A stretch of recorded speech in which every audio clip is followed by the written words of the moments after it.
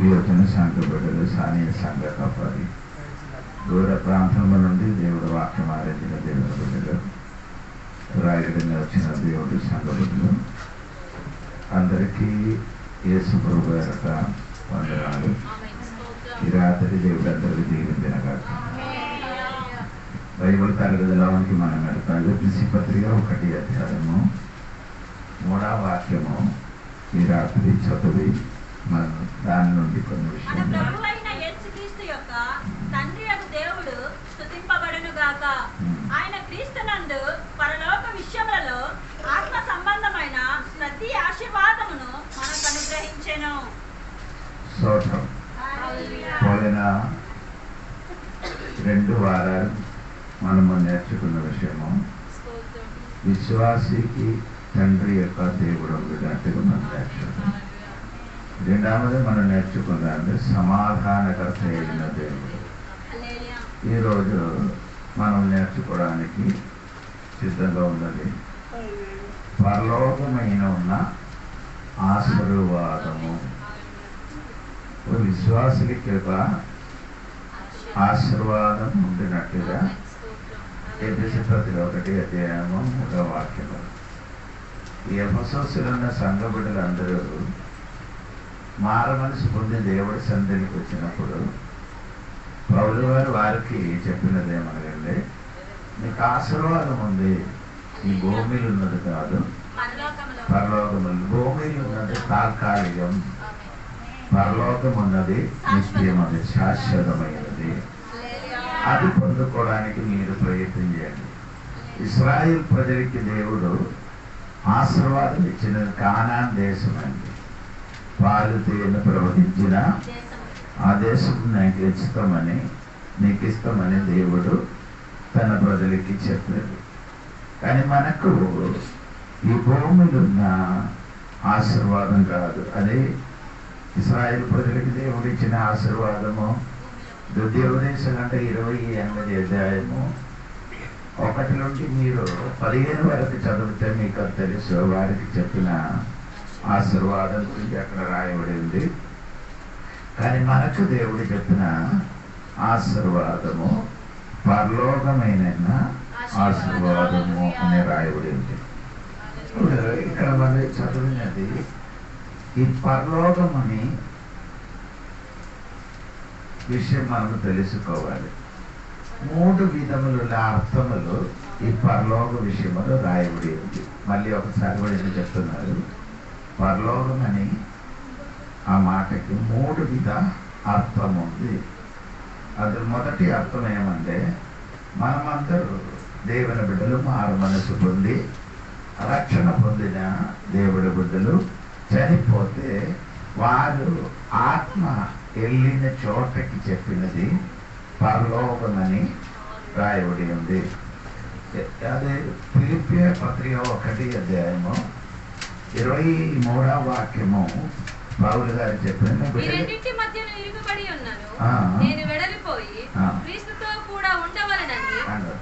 వెడలిపోయి నేను క్రీస్తుతో ఉండేనని. అప్పుడు క్రీస్తు ఎక్కడ ఉన్నావో అక్కడే వెళ్ళిపోతాను. క్రీస్తు ఎక్కడ ఉన్నాం? పరలోకములు ఉన్నాం. ఆ పరలోకములకి చనిపోయిన దేవుడి బిడ్డలు అక్కడికి వెళ్తుంది. ఎవరిలో క్రీస్తులు ఉన్నవాడు మాత్రమే. అదే బైబిల్ తెలుసు. ఎక్కడ చెప్పింది అంటే మొదటి దశలోనికి పత్రిక 4వ అధ్యాయము 17వ వాక్యములు పౌలు అది చదువుతున్నాడు. సజీవులమై నిలిచి ఉండి మనము ఆయనతో కూడా ఏకముగా ప్రభువును ఎదుర్కొనుటకు ఆకాశ మండలమునకు మేఘముల మీద కొనిపోబడుదుము. కాగా మనము సదాకాలము ప్రభువుతో కూడా 16వ వాక్యములు అది దాని చివరి వాక్యం చూడండి. క్రీస్తునందు మృతులైన వారు మొదట లేతురు. ఎక్కడ ఉన్నవారు? క్రీస్తులో ఉండేవారు. మారు మనసు పొందిన వారందరూ క్రీస్తులు ఉన్నవారే. వారు చనిపోతే వారు ఆత్మ ఎక్కడికి వెళ్తుంది? క్రీస్తు ఎక్కడ ఉన్నావో అక్కడికి వెళ్తుంది. కొందరు ఇప్పుడు కూడా అక్కడికి వెళ్ళలేదని అనుకున్నారు. అలాగే కాదండి. యేసు ఎక్కడ ఉన్నావో అక్కడికి మన ఆత్మ వెళ్ళిపోతున్నట్టు రాయబడింది. రెండవది ఈ పరలోకం అని చెప్పినది ఆత్మీయ అర్థంతోనే రాయబడి ఉంది. పరలోకం అని చెప్పినది ఒక ఆత్మీయ అర్థంతోనే రాయబడి ఉంది. దానికి ఉదాహరణగా స్కూల్ అని చెప్తే ఏంటి? స్కూల్ అని చెప్పినది ఏంటి? అది చదువున్న ఒకటి పాఠశాల కాదు. స్కూల్ అని చెప్పినది ఒక బిల్డింగ్ కాదని. ఆ పిల్లలు కూడా వచ్చి అక్కడ కూర్చున్నప్పుడు జరిగిన సంగతికి స్కూల్ అని చెప్తారు.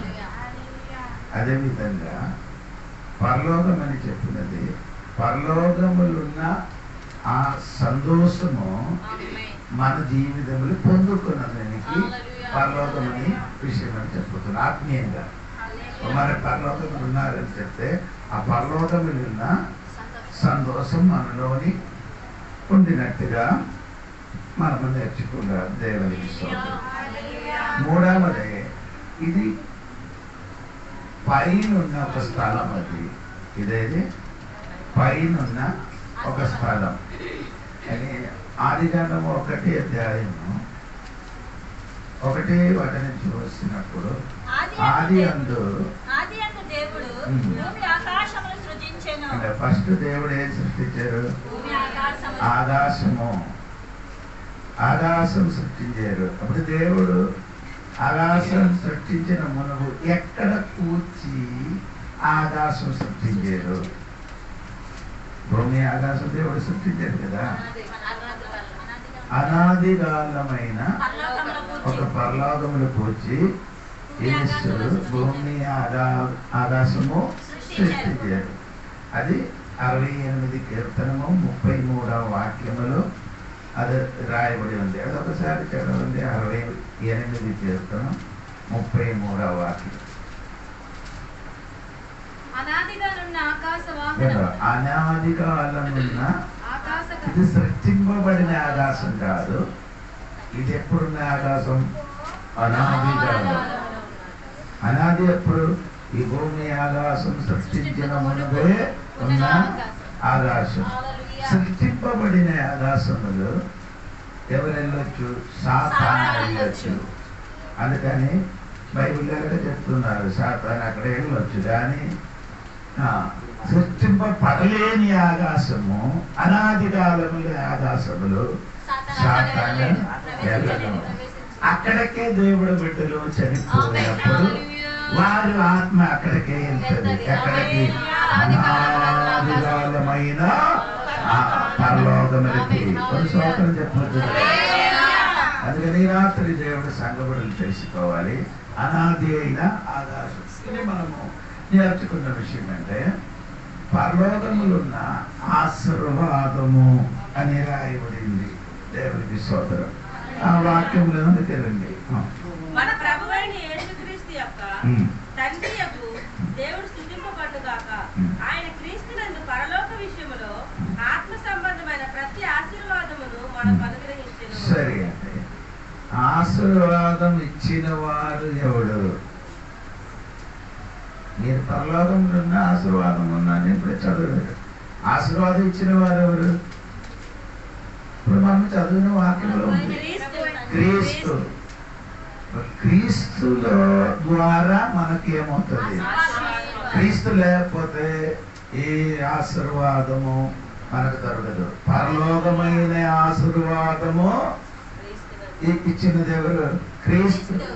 మొదటి యాకోబు పత్రిక 1 అధ్యాయము 17వ వాక్యములు మీరు చూడండి. 1 అధ్యాయము శ్రేష్టమైన ఈవులు సంపూర్ణమైన ప్రతి వరమును పరసంబంధమైన జ్యోతిర్మయుడగు తండ్రి యొద్ద నుండి వచ్చెను. అంటే దేవుడు వశము నుండి వచ్చెను. అంటే పరలోకమైన సంబంధమైన ప్రతి ఈవులు అంటే అర్థమైందా? ఈవిల్ అంటే అర్థమైందా? ఈవులు ఈవులు అంటే ఇంగ్లీష్ లో ఒకసారి చదవద్దు. Every good gift and every perfect gift is from heaven. Every good gift good gift and perfect gift. ఇప్పుడు దేవుడు ఇచ్చిన బహుమానం ఎక్కడి నుంచి? దేవుడే ఇస్తున్నాడు. స్తోత్రం. ఎంతమందికి అర్థమైందని తెలియదు. యేసుని వలన మనకు పరలోకములున్న ప్రతి బహుమానం ఆయన వశము నుండి మనకు వస్తున్నారు. ఆయన దాని మధ్యవర్తిగా నిలబడిన కాబట్టి ఆయన ద్వారా మనకు సమస్త ఆశీర్వాదము మనలోనికి వస్తుంది. దేవునికి స్తోత్రం. రోమాపత్రికలు కూడా మీరు చదివినప్పుడు మీకు అర్థం అవుతుంది. 8 అధ్యాయం 28, 29. దేవుడు ప్రేమించే వారికి అనగా ఆయన సంకల్పము చొప్పున పిలువబడిన వారికి మేలు కలుగుటకై సమస్తము సమకూడి జరుగుచున్నవని ఎరుగుదము. ఎందుకనగా తన కుమారుడు అనేక సహోదరుల్లో జ్యేష్ఠుడగునట్లు దేవుడు ఎవరిని ముందు ఎరుగునో వారు తన కుమారునితో స్వరూప్యము గలవారగుటకు వారిని ముందుగా నిర్ణయించెను. 29 అయిందా? అదే 28 నుండి చదవండి. దేవుడు ప్రేమించే వారికి అనగా ఆయన సంకల్పము చొప్పున పిలువబడిన వారికి మేలు కలుగుటకై సమస్తము సమకూడి జరుగుచున్నవని ఎరుగుదము. తర్వాత ఎందుకనగా తన కుమారుడు అనేక సహోదరులలో జ్యేష్ఠుడగునట్లు దేవుడు ఎవరిని ముందు ఎరుగునో వారు తన కుమారులతో స్వరూప్యము గలవారగుటకు వారిని ముందుగా నిర్ణయించెను. దేవుడి నుండి మాత్రమే మనకేమవుతుంది? ఆశీర్వాదం వస్తున్నారని. మనము ఒకరు మొబైల్ కొనడానికి షాప్కి వెళ్ళినా అనుకో, మనం మొబైల్ కొన్నప్పుడు 10,000కి ఒక మొబైల్ కొన్నప్పుడు దాని పాటు మనకేమిస్తుంది? ఛార్జ్ ఇస్తుంది. ఆ కవర్ కూడా మనకి ఇస్తుంది. కవర్కి ఛార్జ్కి వారేం చేయలేదు, డబ్బు తీసుకోలేదు. ఇది కొనినప్పుడు అది ఫ్రీ. అలాగే యేసయ్యకి మనం పొందుకున్నప్పుడు ఆ బహుమానం కూడా మనము ఫ్రీగా మనకు దొరుకుతున్నారు. దాని బహుమానం కొరకు ఇంకా పరిగెట్టడాకని అక్కర్లేదు. యేసయ్యకి మనము పొందుకున్నప్పుడు పరలోకమున్న సమస్తమైన బహుమానం మనం పొందుకున్నది. దేవునికి స్తోత్రం కలిగిన కాక. దేవునికి స్తోత్రం. ఈ ఆశీర్వాదం పొందిన వారెవరు? ఆ 3వ వాక్యం చూడండి. ఆశీర్వాదం మన ప్రభువైన యేసుక్రీస్తు యొక్క తండ్రి యొక్క దేవుడు స్తుతింపబడును గాక. ఆయన క్రీస్తునందు పరలోక విషయములలో ఆత్మ సంబంధమైన ప్రతి ఆశీర్వాదమును మనకు అనుగ్రహించాడు. ఎవరికి దొరికింది?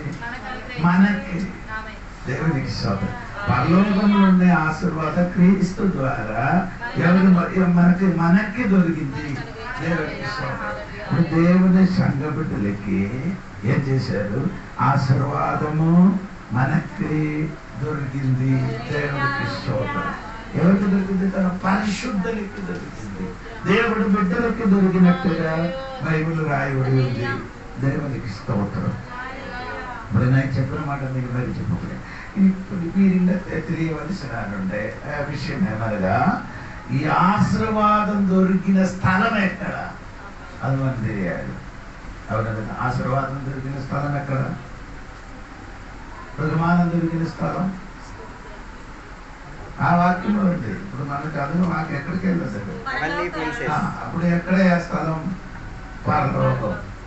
నీకు నాకు ఆశీర్వాదము దొరకడానికి ఉన్న చోట ఎక్కడే?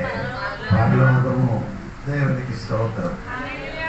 అది కొందరికి ఇప్పుడు కూడా ఈ ఆశీర్వాదం దొరికిన ఆ చోట గురించి ఇప్పుడు కూడా కొందరికి తెలియలేదు. దేవునికి స్తోత్రం. అది తెలియలేదు కాబట్టి వాళ్ళు కొందరు ఇప్పుడు కూడా అటు ఇటు తిరుగుతున్నారు. ఎక్కడ నుండి ఆశీర్వాదం వస్తామని అనుకొని వారు అటు ఇటు తిరుగుతున్నారు. తిరగడానికి నీ అక్కర్లేదు. నీకున్న ఆశీర్వాదం మొత్తం ఎక్కడ ఉంది? పరలోకంలో ఉంది. అక్కడే మనకున్న ఆశీర్వాదం. ఏంటి ఆశీర్వాదం? ఆత్మీయ ఆశీర్వాదం. అవును కదా? ఆత్మ సంబంధమైన ఆశీర్వాదం. దేవునికి స్తోత్రం. పరలోకములున్న ఆశీర్వాదం మొత్తం ఆత్మ సంబంధమైన ఆశీర్వాదం. అది ఎక్కడ దొరుకుతుంది? చోట పరలోకంలో దొరుకుతుంది. ఎవరికి దొరుకుతుంది? మనకి దొరుకుతుంది. ఎవరి వలన దొరుకుతుంది? క్రీస్తు వలన. ఇదే ఆ వాక్యంలో అర్థం. దేవునికి స్తోత్రం. క్రీస్తు వలన మనం అందరూ ఏం చేశారంటే ఆశీర్వాదం పొందుకున్నాం. స్తోత్రం. ఈ రాత్రి మీ మరిచిపోకూడదండి. యేసుక్రీస్తును పొందిన వలన ఆయన మూలం మనకు సమర్థ ఆశీర్వాదము మనము పొందుకున్నాం. హల్లెలూయా. దేవునికి స్తోత్రం. అది మనము ఎప్పుడు కూడా మరిచిపోకూడదండి. స్తోత్రం.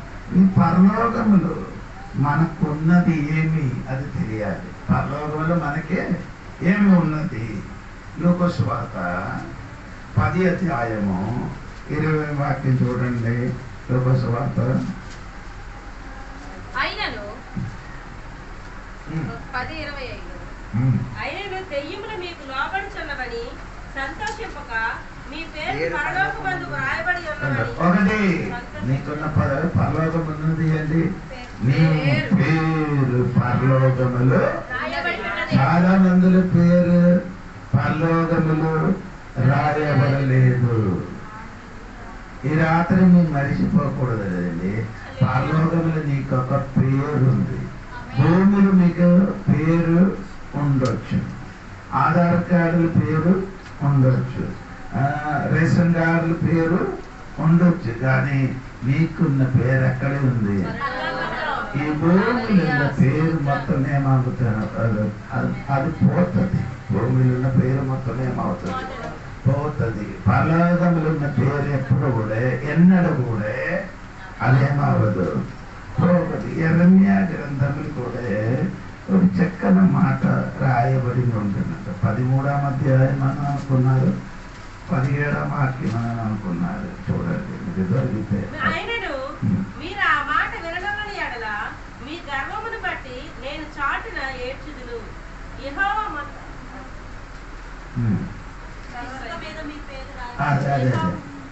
చదవండి, అది చదవండి.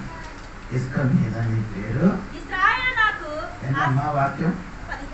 17:13. ఇశ్రాయేలునకు ఆశ్రయమా, యెహోవా నిన్ను విసర్జించు వారందరూ సిగ్గునందుదరు. నా ఎడల ద్రోహము చేయువారు యెహోవాను జీవ జలముల ఊటను విసర్జించి ఉన్నారు కనుక వారు ఇసుక మీద పేరు రాయబడిన వారుగా ఉందరు. దేవుని విసర్జించిన వాడు పేరు ఇసుక మీద రాయబడినప్పుడు దేవుని అంగీకరించిన వాడు పేరు ఎక్కడ ఉంది? ఆమె చెప్పట్లేదు. నీ దేవునికి అంగీకరించిన కాబట్టి మన పేరు ఎక్కడ ఉంది? పరలోకములో రాయబడి ఉంది. ఒకే ఇంట్లో ఒకే కుటుంబంలో నివసించిన కొందరు పేరు పరలోకములో ఉండినప్పుడు కొందరు పేరు అక్కడ ఇసుక మీద రాయబడింది. స్తోత్రం. ఎవరి పేరు? దేవునికి విసర్జించిన వారి పేరు మాత్రము ఇసుక మీద రాయబడింది. స్తోత్రం. ఈ రాత్రి నీ పేరు ఎక్కడ ఉంది? పరలోకములో రాయబడి ఉంది. దేవునికి స్తోత్రం కలిగినగాక. హల్లెలూయా. రెండవది ఏంటంటే చూడండి, 1 పీతరు 1వ అధ్యాయము 4వ వాక్యం చూడండి. మన ప్రభువుకు యేసుక్రీస్తు తండ్రి అయిన దేవుడు స్తుతింపబడును గాక. మృతులలో నుండి యేసుక్రీస్తు తిరిగి లేచుట వలన జీవముతో కూడిన నిరీక్షణ మనకు కలుగునట్లు, అనగా అక్షయమైనదియు నిర్మలమైనదియు వాడబారనిదియునైన స్వాస్థ్యము మనకు కలుగునట్లు ఆయన తన విశేష కనికరము చొప్పున మనలను మరలా జన్మింపజేసెను. స్తోత్రం కలిగినగాక. అక్కడ నీకు ఏమండి? పరలోకములో నీకొక స్వాస్థ్యం ఉంటుంది. రాయబడింది. దేవునికి స్తోత్రం. అది మీరు ఎప్పుడు మరిచిపోకూడదు. ఎందుకు పీతర్ గారు అలాగా చెప్పిందంటే, మీరు చూడండి ఆ వాక్యం తెలిసి కదా కొంచెము. These blessings and inheritance which cannot be destroyed or spoiled are always in heaven. హెవెన్లో పరలోకములు శాస్త్యం అప్పగించబడి ఉన్నది, అది నష్టమయ్యేది కాదు, పాడైపోయేది కాదు. పరలోకములు సురక్షితమైన శాస్త్యం. అది 3-4 వాక్యం ఉంటున్నట్టుగా ఉంది చూడండి. యేసుక్రీస్తు తిరిగి లేచుట వలన జీవముతో కూడిన నిరీక్షణ మనకు కలుగునట్లు, అనగా అక్షయమైనదియు నిర్మలమైనదియు పాడబారనిదైన స్వాస్థ్యము మనకు కలుగునట్లు ఆయన తన విశేష కనికరము చొప్పున మనలను మరలా జన్మింపజేసెను. తర్వాత కడవరి కాలమందు అక్షయమైనది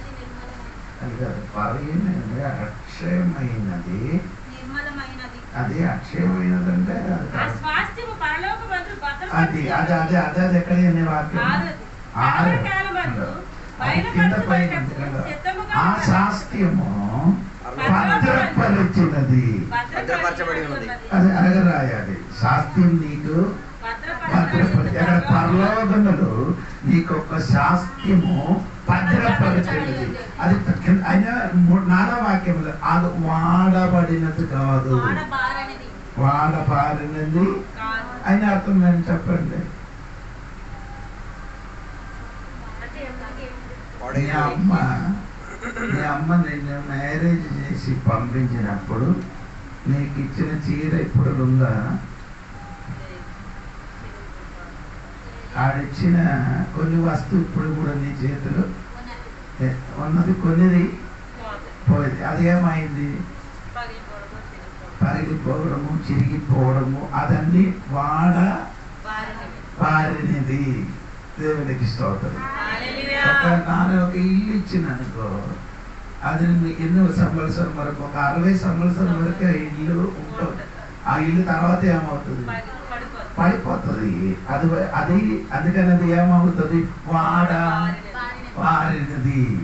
ఈ లోకములు ఉన్నదాన్ని వాడవారినది.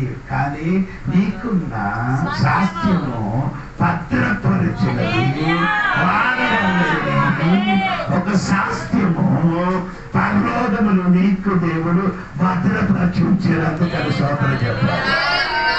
అది నీకున్నది, వేరే ఎవరికి అది దొరకదు. వేరే ఎవరు కూడా అది తీసుకొని వెళ్ళదండి తల్లి. చెప్పబడిన మాట మర్చిపోకూడదు. పరలోకములు నీకే ముందు పేరుంది. 2 నీ చెప్పారు, పరలోకములు నీకే ముందు అలాగే వాడబడిన కదా శాస్త్రం ఉంది. 3వదే ఫిలిప్పీ గ్రంథము 3వ అధ్యాయము 20-21 వరకు. మాకు 3వదే మన పౌరస్థితి. పౌరస్థితి అంటే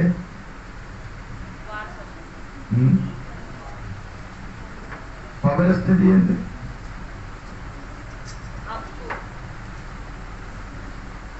పౌరస్థితి అని చెప్తున్నది ఏంటంటే తెలుసా? సిటిజన్ హక్కు కాదు. అంటే నువ్వు భారతదేశంలో ఉన్నట్టుగా దానికి ఒక ప్రమాణం, నాగరికత. అది నీ తెలుగులో నాగరికత అని చెప్పొచ్చు. సోదరు, పౌరస్థితి. పరలోకములు నీకేముంది? పౌరస్థితి. మనకు 2 పౌరస్థితి ఉంది దేవుని బిడ్డలు.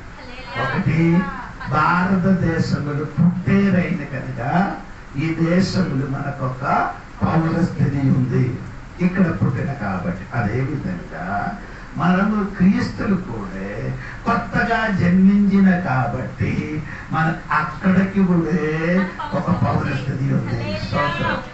ఎంతో మందికి నేను చెప్పిన అర్థం అవుతున్నారో తెలియదండి. దేవుడు సంగమా, నీకు పౌరస్థితి ఇక్కడ కాదు. మీరు ఎక్కడ ఉన్నవారండి? పరలోకములు ఉండేవారు.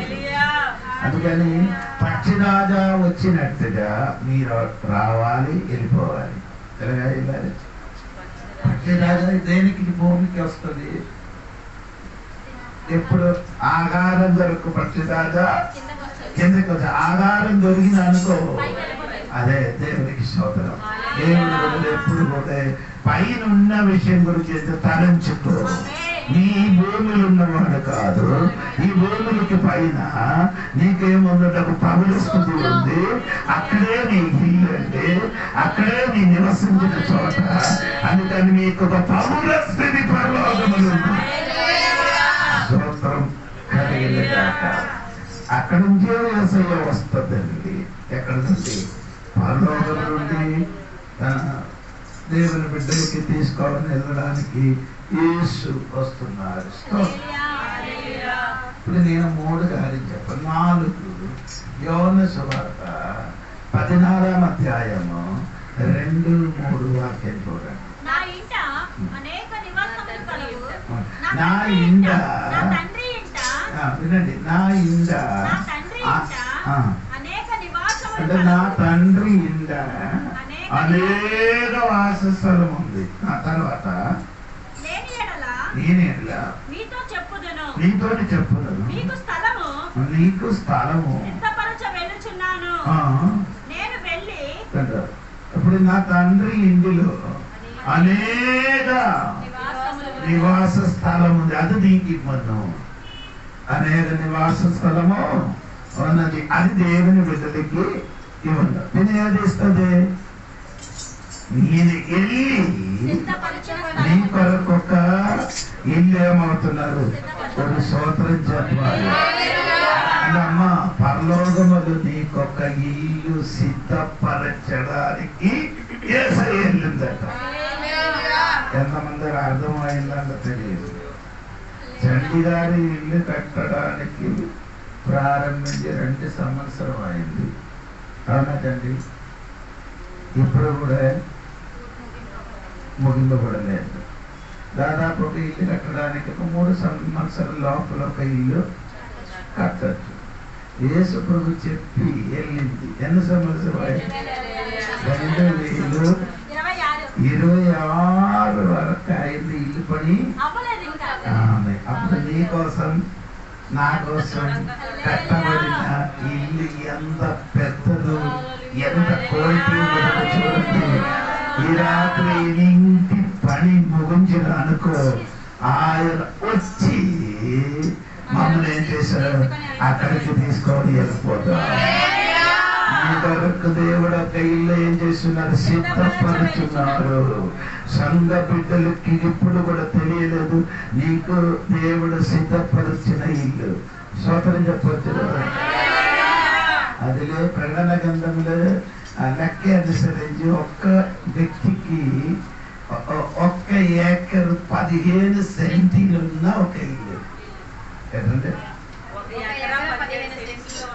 ఇల్లు. స్తోత్రం. మేము చెప్పలేదండి. 1 ఏకరు ఎంత పెద్ద ఇల్లు అని మీరు నీకున్న ఇల్లు 2 సెంట్లు కూడా లేదు, 3 సెంట్లు కూడా లేదు. దేవునికి స్తోత్రం. కానీ దేవుడు మీకోసం కట్టిన ఇల్లు ఒక వ్యక్తి కోసం మాత్రం ఎకర 15 సెంట్. అది మొత్తం 12 విధములున్న రత్నాలతోని నిర్మింపబడినది. ఎన్ని విధ రత్నాలు? 12. ప్రకటన కంటే 21 నేను చెప్పుతున్నాను. అది మాత్రము కాదు, అది వీధి ఎలాగ ఉందమ్మా? 21:11 ఒకసారి చూడండి. దాని అందులి వెలుగు దగదగా మరియు సూర్యకాంతము వంటి అమూల్య రత్నములను పోలి ఉన్నది. ఆ పట్టణమునకు ఎత్తైన గొప్ప ప్రాకారములు 12 గుమ్మములు ఉండెను. ఆ గుమ్మముల యొద్ద 12 దేవదూతలు ఉండేది. ఇశ్రాయేలీయులు 12 గోత్రముల నామముల ఆ గుమ్మముల మీద రాయబడి ఉంది. 16వ వాక్యం చూడండి. 16 నుండి ఆ పట్టణము చచ్చువకమైనది, దాని పొడుగు దాని వెడల్పుతో సమానము. అతడు ఆ కొలకర్రతో పట్టణమును కొలవగా దాని కొలత 750 కోసులైనది. దాని ఒక మాట కూడా ఉంటామా, సూర్యకాంతం కాదమ్మా, బంగారంతో కట్టబడింది. ఇప్పుడు ఉంది ఒక మాట, అదే నేను కూడా చూస్తాను. మీకు కూడా దొరికినట్లే మీరు కూడా చూడండి.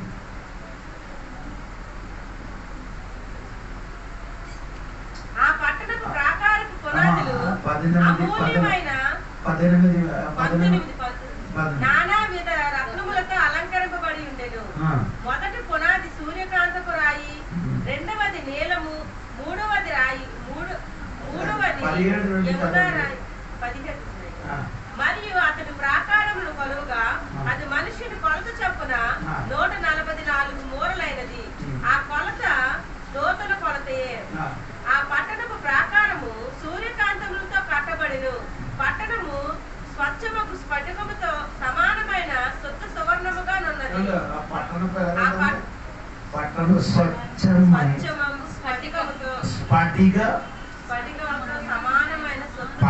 స్ఫటికంతో సమానమైన శుద్ధ సువర్ణముగా ఉన్నది. ఏ సువర్ణ అండి? ఏ సువర్ణ? నీ ధరించిన సువర్ణది ఏంటి? అది శుద్ధమైనది కాదు, 24 క్యారెట్ ఉన్నది కాదు. కానీ నీ కోసము కట్టబడిన ఆ ఇల్లు ఏంటి? స్ఫటికం అంటే తెలుసా? అదే కాలేజీలు స్కూళ్ళకి చదువులకి మారుతుంది. స్ఫటికం అంటే అది ఈ అర్థం వలన ఉంటుంది, అందుకని కనిపిస్తుంది. అదే స్ఫటికం. స్ఫటికం వలన స్వచ్ఛమైన సువర్ణం అంటే బంగారం. సోదరు ఒక సోదరు చెప్పండి, నీ అందరు కష్టపడి పగలు రాత్రి పడి వేసి అమ్మగారికి నీకు ఇచ్చినది 2 తులాలు, ఎక్కువ అయితే 5 తులాలు, అవి నీ ఎక్కువ అయితే 10 తులాలు, అంతే కదా. యేసయ్య నీ కోసం కట్టినది ఒక సౌకర్యం చెప్పడానికి అదిలే మనం నడుస్తాం, దానిపైన మనం వచ్చి కారు తోలుకొని పొలంకిలో ఒక రోడ్ ఉంది. ఆ రోడ్ ఎలాగే వేస్తారు? సిమెంట్ అండి. ఈ రోడ్ పరలోకముల తారు ఏంటి? పరలోకముల తారు ఏంటి? ఆ తారులు నడవడం ఇప్పుడు మన మడ మీద చెవి మీద ఎత్తుందా? చూడలేదు కదా, అందుకే అక్కడ దొంగతనం చేస్తాను. హలో, పరలోకములున్న తారు అండి బంగారం. అది మనం ఇప్పుడు ఏం చేస్తున్నారు? అది దాని మీద మట్టిలో నిర్మించిన మనిషినికి కట్టి దాని మీద నడవడానికి దేవుడు నీ కోసం కట్టబడడానికి వెళ్ళిపోయేది దేవుడు. బంగారమైన ఇల్లు. బంగారమైన ఇల్లు ఎక్కడ ఉంది? ఇండియాలో ఎక్కడ ఉందంటే తెలుసా? పంజాబ్లో ఉంది. పంజాబ్లో ఎక్కడ ఉందంటే అడిగితే అక్కడే సిక్ ఒక మందిరం ఉంది. నేను ఎక్కడికి వెళ్ళలేదు. ఆ మందిరం పైన మొత్తం బంగారంతో కప్పుకున్నారు. ఆ మందిరం పైన బంగారంతో, అది మొత్తం బంగారం కాదు. ఇది అమెరికాలో ఒక ఇల్లు ఉంది. అమెరికా ఒక ఇల్లు ఉంది. అది కూడా కొన్ని స్థలములు బంగారంతోని కట్టబడుతుంది. అది అందరూ వెళ్తాది, ఏం చేయాలి? ఓపెన్ అవ్వదు ఆ గేట్. ఆ ఇంటి వారు మాత్రం వెళ్తే మాత్రమే అవుతుంది, ఓపెన్ అవ్వదు. అలాగని ఒక ఇల్లు అక్కడ ఉంది. సూత్రం అదొక్క వ్యక్తికి. ఇది అది కాక వెళ్తే ఈ కువైట్లోకి వెళ్తే అక్కడ ఉన్న అరబీస్ అలాగే కట్టుతున్నారు ఇల్లు. అదకే తాత్కాలికం. కానీ దేవుడు మనకి కట్టినదే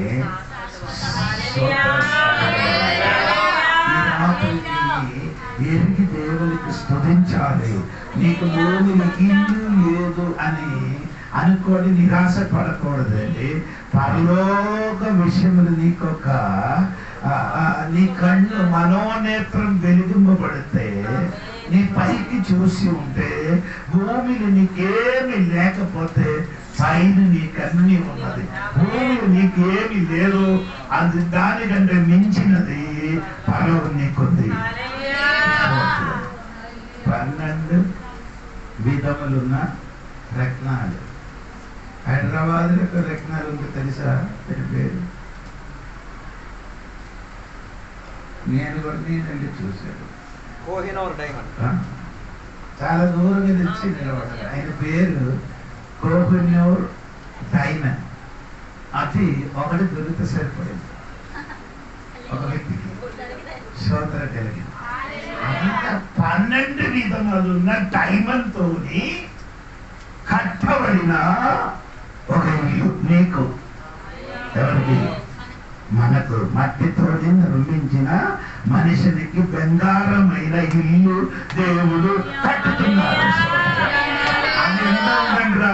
1 ఏకర్ 15 సెంటీలు ఉన్న ఇల్లు. స్తోత్రం. ఎవరో చెప్తున్నారంట దాన్ని కొత్త ఎరుసలేము చెప్తారు. ఏ ఎరుసలేం అండి? కొత్త ఎరుసలేం అంటే పొడవు ఎంత ఉందంటే దాదాపు 1500 కిలోమీటర్ల దూరం. ఏంటండి? అంటే ఇక్కడి నుంచి ఢిల్లీ వరకు. వెడల్పు అందా, పొడవు అందా, ఎత్తందా? ఏది మీకు అర్థం అవ్వలేదు. ఆ పట్టణం మొత్తం ఎంత దూరం ఉంటుంది? పొడుగు, వెడల్పు, ఎత్తు ఎంత ఉంది? పొడుగు 1500 కిలోమీటర్లు, 2 వెడల్పు 1500, ఎత్తు 1500. చూడండి, మీరు ఊహించండి. అక్కడ కొంచెం పని చేసి చూడండి. స్తోత్రం కలిగింది. నేను చెప్పాలి కండి, అది లోపలే నీకు ఒక ఇల్లట.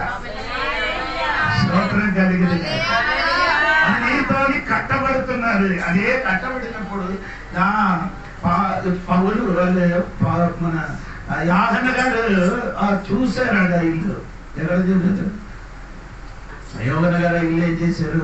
10 వచనం చూడమ్మా. 10 వచనము 21. ప్రకటన 21. నన్ను ఎత్తైన గొప్ప పర్వతం మీదకి కొనుక్కోయి యెరూషలేము అను పరిశుద్ధ పట్టణము దేవుని మహిమ కలదై పరలోకమందున్న దేవుని యొద్ద నుండి దిగువచ్చుట నాకు చూపెను. ఇంకా అదొకటి చూసి 9 వచనం చూడండి. 9 అంతటా ఆ కడపటి 7 తెగుళ్లతో నిండిన 7 పాత్రలను పట్టుకొని ఉన్న 7 దేవదూతలలో ఒకడు వచ్చి, ఇటు రమ్ము, పెళ్లి కుమార్తెను చూడండి, పెళ్లి కుమార్తెను అనగా గొర్రెపిల్ల యొక్క భార్యను నీవు చూపిదనని నాతో చెప్పి, ఆత్మవశుడనై ఉన్న నన్ను ఎత్తైన గొప్ప పర్వతం మీదకు కొనుక్కోయి యెరూషలేము అను పరిశుద్ధ పట్టణము చూపించడానికి అక్కడ ఎత్తైన కొండలకి తీసుకొని వెళ్ళిపోయి అది పై నుండి కిందకి దిగి వస్తున్నారు. ఆ ఇల్లు పై నుండి కిందకి దిగి వస్తున్నారు. స్తోత్రం కలిగింది. రాత్రి నేను మాట ముగించిన ముడుపు సంఘ బిడ్డలకి తెలియవలసిన మాట ఏంటండి? నీకు ఒక ఇల్లు ఉంది అక్కడే పైన. అదే నేను చెప్పిన పరలోకం ఉన్నదే నేను చెప్పాను. దేవునికి స్తోత్రం కలిగిన కాక. చెప్పండి. ఒక మాట కూడా చెప్పి నేను మాట ముగిస్తున్నాను. కొలొస్సీ పత్రిక 1వ అధ్యాయము 3వ వాక్యం చూడండి. 1వ అధ్యాయం 3వ వాక్యం. పరలోకమందు మీ కొరకు ఉంచబడిన నిరీక్షణ బట్టి. ఆమె చెప్పండి. పరలోకములందు మీ కొరకు ఉంచబడిన నిరీక్షణ. నిరీక్షణకి ఇంకొక అర్థం చెప్పండి తెలుగు. ఆశ. పరలోకం నీకే ఆశ ఉంది. హోప్ ఇంగ్లీష్ లో చెప్తున్నారండి. హోప్ దేవునికి నిరీక్షణ. పరలోకములో దేవుని బిడ్డల కదా నిరీక్షణ కలిగి ఉంది. దేవునికి స్తోత్రం. రాత్రి పరలోకములు నీకు పరలోకములున్న ఆశీర్వాదం మాత్రం కాదు, పరలోకములు నీకు దేవుడు ఒక నిరీక్షణ కలిగి, ఆ నిరీక్షణ వేరే ఎవరు కాదండి, యేసుక్రీస్తు అండి. స్తోత్రం కలిగింది కాక. ఈ రాత్రి దేవుడు సంగముడు వచ్చాడు, మనస్సు తెలిసి దేవునికి స్తోత్రం చెప్పాలి. దేవా, ఈ మన కొరకు నీ పరలోకములు పేరుంది నాకు ప్రభువా, పరలోకము నాకు ఒక శాస్త్యం ఉందయ్యా. ఏ దేవ, పరలోకములు మనకు భద్రపరిచిన స్వాస్థ్యం ఉంది ప్రభువా. ఇంకా పరలోకములు నాకు స్వాస్థ్యం మాత్రం కాదు, ఇంకా పరలోకములు ఏముంది, పౌరస్థితి ఉంది, ఒక నాగరికం ఉంది మనకు. ఈ అనాథులు కాదు తండ్రి, నీకు ఒక నాగరికం ఉంది. దేవునికి భూమిలో ఉన్నవాడు కాదు.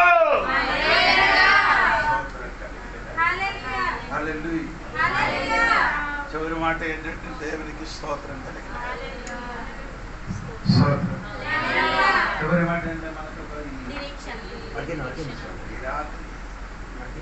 ఈ రాత్రి ఇంటికి వెళ్ళడానికి మన సిద్ధపడాలి. స్తోత్రం కలిగి. ఇదన్నీ దేవుడు వారికి ఎందుకు చెప్పాడంటే 14 యోహాను సువార్త 14 మొదటి వచనము, మీరు హృదయము కలవరపడకండి. హృదయం ఏం చేయకూడదు? ఎందుకు కలవరపడుతున్నారు? ఇల్లు లేని కాబట్టి. ఇల్లు లేని కాబట్టి చాలా మంది ఏం చేస్తున్నారు? కలవరపడుతున్నారు. ఆమె చెప్పండి. ఈ భూమిలోకి వచ్చిన మునుపు నీ యొక్క ఇంటిలో ఉన్నారు, అదే లోకంలో ఉన్నావు కంటే అన్ని సూపర్ ఇల్లు. అది అర్థమైందా లేదా నాకు? ఈ భూమిలోకి ముందుకు నీ యొక్క ఇంటిలో ఆ ఇంటిలో 9 నెలల 15 రోజులు పడుతుంది. ఏదది? అమ్మ కడుపు. అదే సరైన ఇల్లు. అక్కడ ఏం లేదు, జగడలు లేదు, అక్కడ ఏం లేదు, తిట్టడం లేదు, అక్కడ ఏం లేదు, ఆకలి లేదు, అక్కడ ఏం లేదు, ఏడుపు లేదు. ఓ స్తోత్రం కలిగి. ఆమె చెప్పండి. హల్లెలూయా. స్తోత్రం కలిగి. అదే మనకు తెలిసిన మంచి ఇల్లు. అక్కడి నుంచి వచ్చిన తర్వాత మనకు అక్కడే ఇల్లు ఉంటుంది. ఇది ఎబ్రీ పత్రిక 3వ అధ్యాయం 5వ వాక్యం చదువుతున్నాం. ప్రతి ఇల్లు కట్టడానికి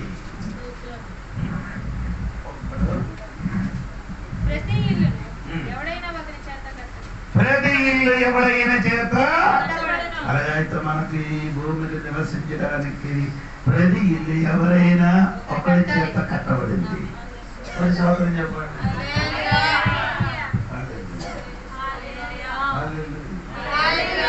మనం వెళ్ళిన ఇల్లు మనం కట్టబడిన కాదు, మనం వెళ్ళిన ఇల్లు మనం మన కొరకు కట్టబడిన, మనం కట్టలేదు, మన కొరకు కట్టబడిన ఇల్లు. ఈ రాత్రి అర్థం తెలిసి బద్ధంగా తోచకూడదు. ఆ దేవునికి స్తోత్రం చెప్పండి. ఆయన మీ గురించి ఉన్న ప్రణాళిక చూడండి. మారు మనసు పొందిన దేవుని బిడ్డల గురించి ఆయన ప్రణాళిక చూడండి.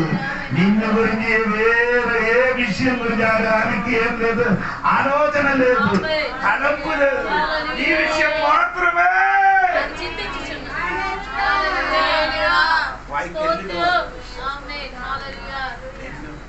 స్థిరపరిచిన తర్వాత మాత్రమే ఆయన స్వస్థమైన కూర్చున్నాడు. రూతు గ్రంథంలో ఎందుకంటే ఒక వాక్యం ఉంది కదా, ఎందుకు వచ్చిందని నాకు తెలియదు. 3వ అధ్యాయం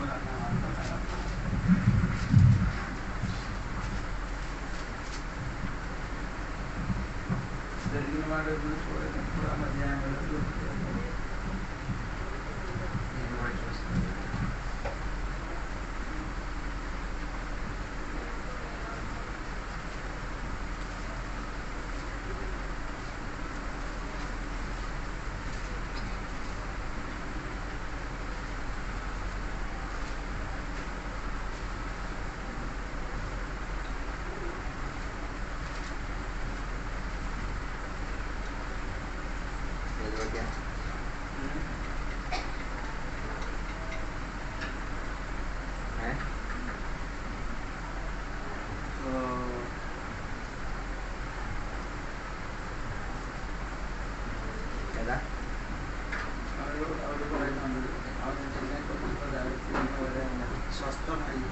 రెస్ట్.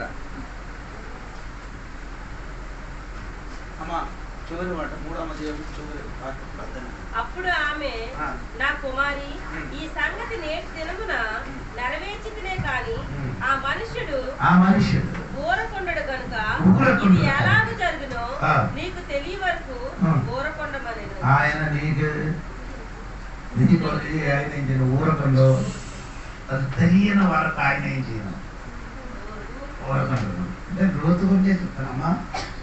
లోతు అక్కడికి వెళ్ళారు, పొలంలో వెళ్ళారు, అదని ఇస్తారు. మరి అదే సబ్జెక్ట్ వేరే. అక్కడికి వెళ్ళారు. ఈ విషయం గురించి ఆయన ఏం చేసుకున్నారు? ఊరకుండా ఉండడం ఏంటి? ఆయన ఎప్పుడు ఎవరి గురించి ఆలోచించారు? లోతు గురించి ఆలోచించారు. ఆయన రెస్ట్ అయ్యి ఉండరు, ఆయనకి ఏముండరు, విశ్రాంతి కలగదు. ఎప్పుడు విశ్రాంతి కలిగితే నిన్ను ఎప్పుడు ఆయన దగ్గర చేర్చుకున్న తర్వాత మాత్రమే వాయిస్ ఏమొస్తుంది. అదే అర్థం. ఈ రాత్రి అక్కడికి చేరిన వరకు ఏసైకి ఏం లేదు. ఆయన పని ఏర్పరచుకున్నారు. ఎప్పుడు అక్కడికి చేరిపోతుందో అప్పుడు వరకు ఆయనకి రెస్ట్ లేదు. నీ చేరిన తర్వాత ఆయనకి ఏమవుతుంది? రెస్ట్ కలుగుతుంది. ఈ రాత్రి మర్చిపోకుండా దేవుడికి స్తోత్రం చెప్పండి. ఈ వాక్య ద్వారా దేవుడి దిగి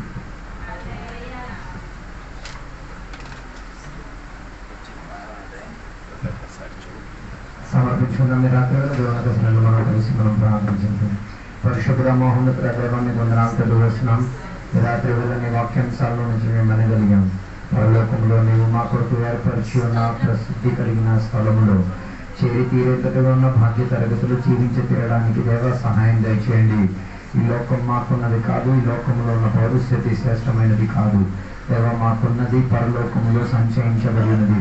మా పేరు పరలోకంలో రాయబడి ఉన్నది. పరలోకములో ఉన్న శ్రేష్ఠ ఆశీర్వాదములతో దేవ మమ్మల్ని నడిపించుచున్న దేవుడవు.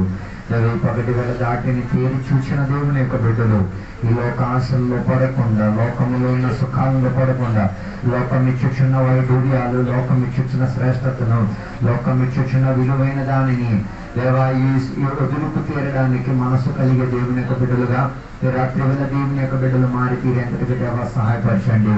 ఈ రాత్రి వేళ మేము పరలోకాన్ని తేరి చూచి తీరుతున్నాం. పరలోకములో ఉన్న తెలివిని మేము చూసేటప్పుడు దేవా ఈ లోకములో ఉన్న వెండి బంగారములు రత్నమాణిక్యాలు ఏవి మాకు వద్దు దేవా అన్న రీతిగా ఉన్న ఒక నిర్ణయము ఈ రాత్రి వేళ దేవుని యొక్క బిడ్డల జీవితంలో వచ్చి తీరుటకు దేవా సహాయం దయచేయండి. ఈనాటికి కూడా చాలా మంది దేవుని యొక్క బిడ్డలు యేసయ్యను నమ్ముకు తీరారు, కానీ లోక సువాసన చెంది తీరేంతటికి ఉన్న ఆభరణాలు దేవా విడిచి తీరడానికి వారికి మనస్తత్వం లేకుండా జీవించుచున్న బిడ్డలు ఉన్నారు. వారి కొరకు ప్రార్థన చేయండి దేవా. వారు అనుకుంటున్నారు ఇవన్నిటిని తీసుకెళ్ళి నేను పరలోకానికి వెళ్ళి తీరుతాను, కానీ పరలోకానికి అది తీసుకువెళ్ళి తీరలేవు. అది దేవుని యొక్క రాజ్యానికి అభ్యంతరపరిచి తీరేది.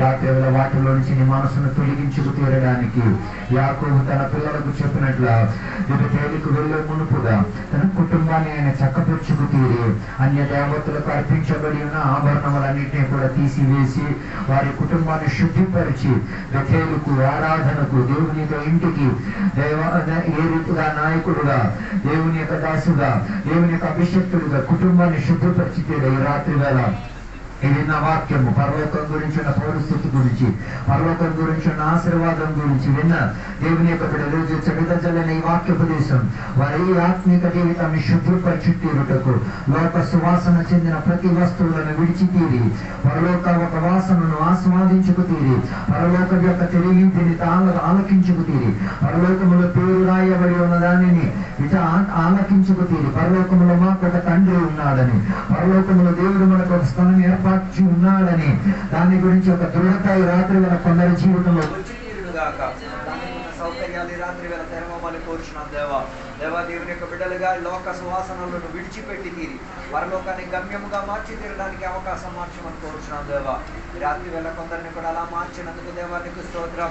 అలాంటి మంచి మనసాక్షిని రాత్రి వేళ కొందరికి ఇచ్చి తీరినందుకు దేవానికి స్తోత్రం. కొందరికి అది బరువుగా, బాధ్యతగా, వేదన కలిగే ప్రక్రియగా ఇది నాకు అక్కర్లేదు, ఈ వాక్యం నాకేం పెద్ద పనిచేసేది ఏం లేదు అన్న దేవుడితో ఉన్న బిడ్డల కొరకు మేము ప్రార్థన చేస్తున్నాం దేవా.